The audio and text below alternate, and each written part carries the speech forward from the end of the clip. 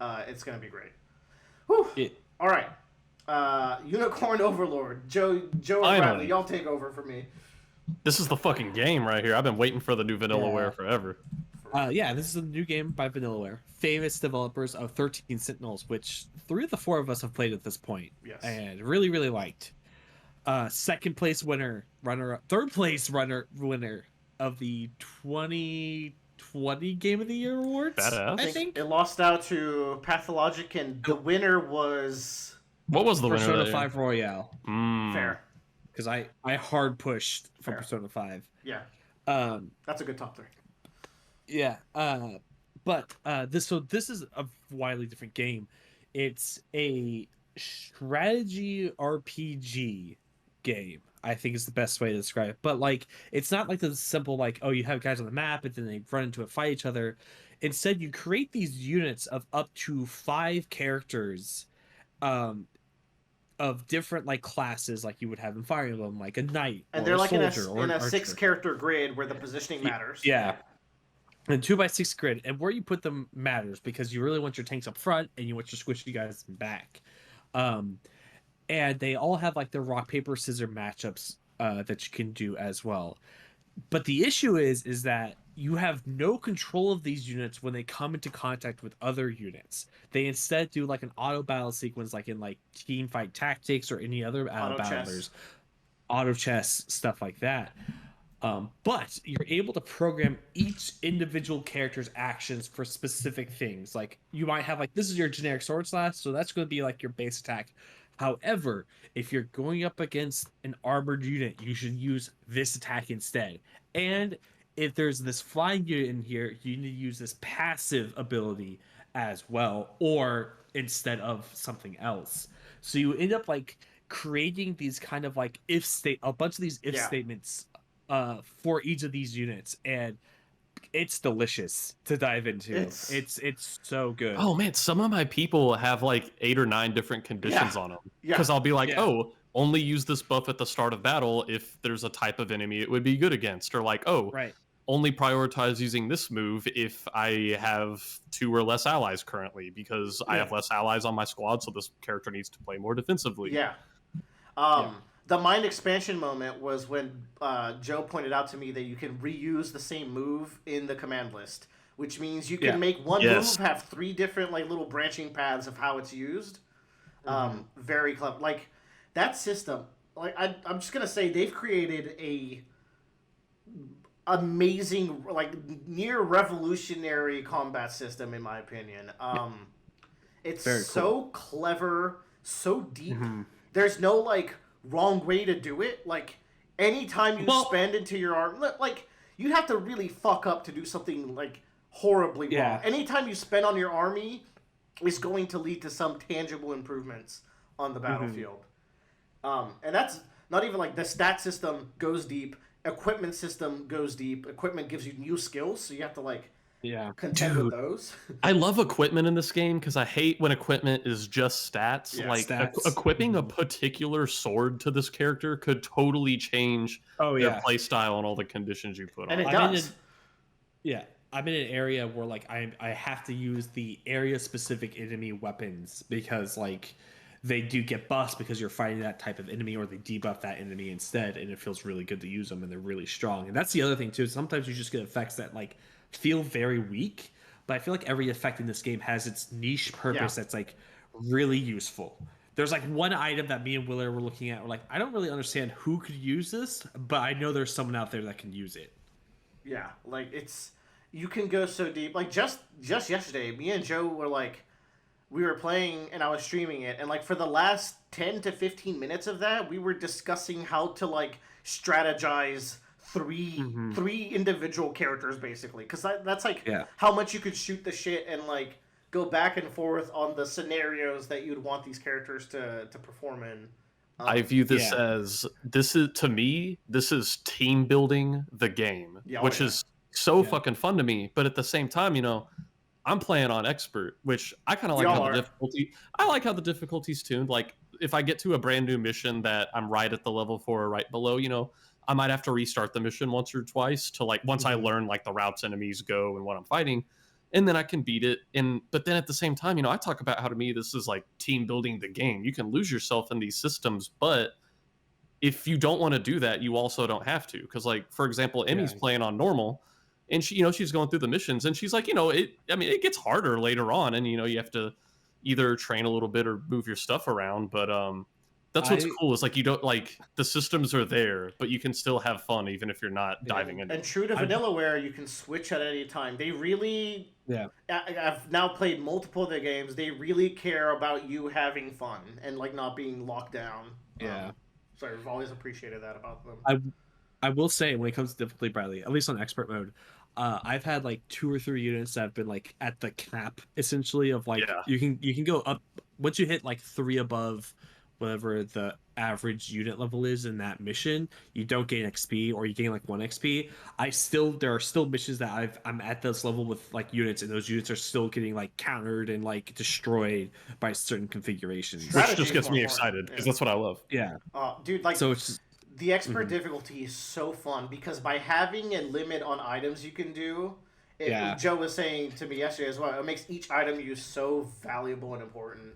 And like not even just in the necessary of like, oh, if I like if I use this item I lose this item. It's more like if I use an item right now, I'm not going to be able to use one 10 minutes from now where it might be more critical or vital or could save me. Like you have to be very deliberate with every item that you use and when you use it. Which brings me to another point of this game.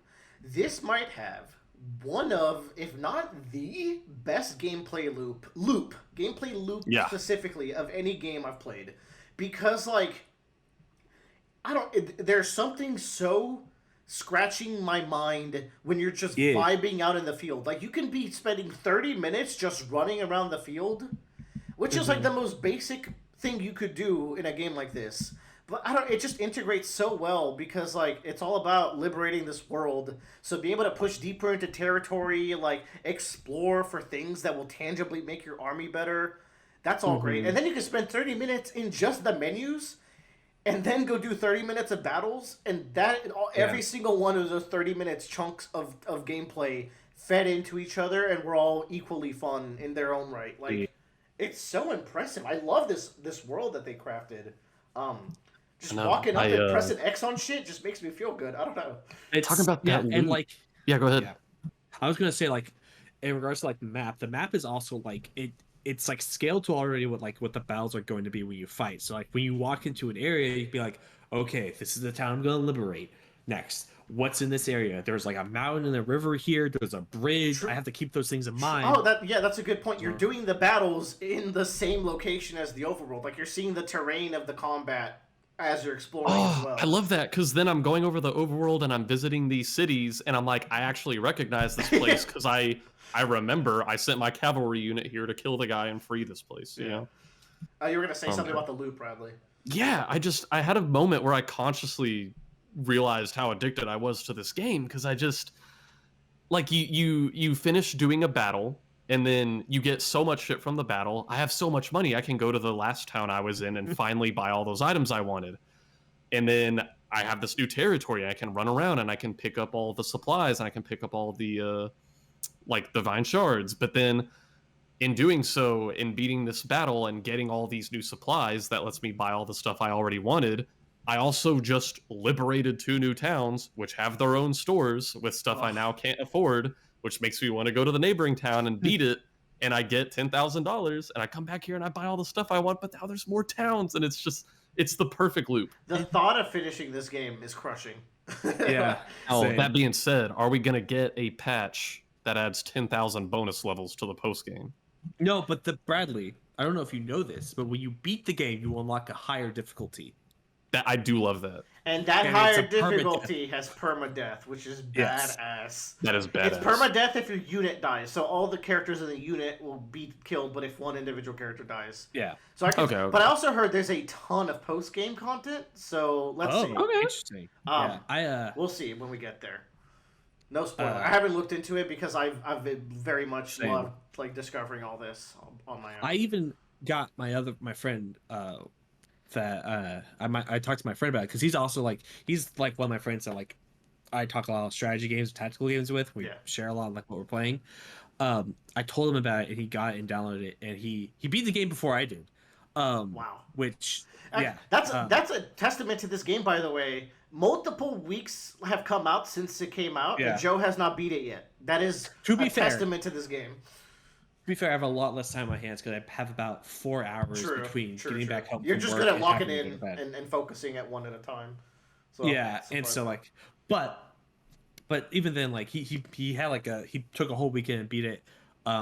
He liked it so much he went and picked up 13 Sentinels and is now playing that. That's what I'm fucking talking about. Yeah. And he's it's really funny because he's like, I don't know what the fuck is going on. Perfect. I was just saying, I was waiting kind of for the other shoe to drop in Unicorn Overlord because I'm like, oh, this is the same company that wrote that 13 Sentinel story. But I think I'm realizing that they just allocated all their points into strategy RPG over narrative. Like, well, it's interesting. This was going to be the last thing I was going to bring up, so this is a good closing discussion. Is you guys know Vanillaware as a 13 Sentinels company? I know them as the Odin Sphere Dragon's Crown company. They are actually really good at making gameplay systems. 13 Sentinels is their first game where they went hard on the story. So like they're exceptionally good at making gameplay. And this shows in Overlord. Like they're But like that said, I'm really warming up to what they've done with the story. While it is a very generic, simple army story, the beauty in it, I think, lies in the kind of like sprawling world nature of it, where like this character I got early in the game has a little bit more to him. He has more stories to tell in later areas because he's lived in this world and he knows people, and by knowing people, he has new connections to kind of tie into, et cetera, et cetera. Like, very recently I got Travis's sister. He's been like a go-to from the start of my game. And like there's some friction there, and like they're still resolving it. So it's like that's just like one of my 50 units that has his own little storyline going on. So I really like that, but then also like I do like the prose dialogue and voice acting. That also like it helps it from being just like a very generic story. So even when like the simplest Vanillaware story, I think they're executing it in a way that's interesting because there's also good world lore. Like there's that town in Drakengard. Drakengard. That has like a couple of towns where they send a bunch of sick people that the Zenorian government has like biological warfare, and there's cool plague mask people. So like the world's sprawling, and I like it for that. That said, like even I would say Odin Sphere and Grim Grimoire, other Vanillaware games, have more like non-linear stories than this, and like more like spicy stories. But I like what they're doing here, and the approach that they went with is like you can take this game in any order, so I think that kind of also limits how they want to do the game. But also like all the characters are lovable in their own little bite-sized ways. Like they're very memorable, likable mini characters that kind of they sum up to a greater whole. Like none of them are like as great as a character as like a 13 Sentinels protagonist, but like individually they're like all little cute, and like they make a cohesive, cool cast, and you can very much find your favorites in that cast. So I'm gonna be working on this game for a while. It seems long. I'm at 64 hours, and I just hit like the 75% complete on the map thing. I'm gonna savor my time because it's fucking fantastic. It's great. I also think it's funny because like I haven't seen Chekhov and Bradley, but like the way I build units and the way Willer builds units are like completely different. I don't like streaming for Joe because I can feel his judgment. I'm like, I'm beating the missions, brother. That's the thing. I'm like, I can't. I build some of my people, and I'm like, I just know the others probably built the same character so differently. Oh, dude. It's so long as you beat it, it doesn't matter. Like, but I just think it's the thought process is because I come from like a very strategy game mind. So like you want very specialized units that do what they do and they're really good at it, and you send them out. Whereas like I think y'all create more balanced units that kind of have a little bit of spice of like one or two different categories. Like immediately when the game started, I took all my cavalry units and put them in one unit and was like, that's my cavalry. You're a fucking freak, bro. That's the thing, like all of my units are very balanced ones, like Joe was saying, where almost every unit has a tank, a damage dealer, some kind of healer, stuff like that. Though I did make one unit that is explicitly my cavalry unit, just because, oh my fucking god, they go like so 5 times faster than everybody else on the map. Yeah, that's a weird like thing for me, by the way, is like your speed on the map is determined by like your combined mobilized like value. Why not? Of that unit, because if Morden's in the team, we're gonna move a little slower. You know, he's a big boy. That's fine, but like the point being is that like when your units get bigger, they should overall move slower because it takes a longer time to move a larger army than like a smaller one. If that makes sense, like there should be get your logic out of here. It's good. Yeah, I know. It's a small thing, but it's fine for what it does. But man, all I'm saying is that like I had that cav unit and I was doing like 300 points of damage in Cornea. It was great. For me, that's insane. You're an insane person. For me, like a highlight character that Joe was like, I didn't even use this guy, is the like Praise Kink wizard Osh. Like he's like the cornerstone of this deadly unit that I have set up, and that's just great. No one's gonna play this game the same. It's almost impossible to build your army out in even a remotely close way as a friend in this. I'm really excited to show y'all like what I've been working with my guys when y'all are able to like catch up or like when y'all beat the game or something like that, because it's fun to like theory craft of like here's what I did with this unit and how it's been functioning and stuff like that. Because we have like some similar strategies like with Bernice and Berengaria in that unit. Like it's very, very close. Yeah. My two girls, man. I might be ahead of Bradley even with some of the characters I found, which is cool. They took like that non-linear story approach and very much applied it to how you go with the game.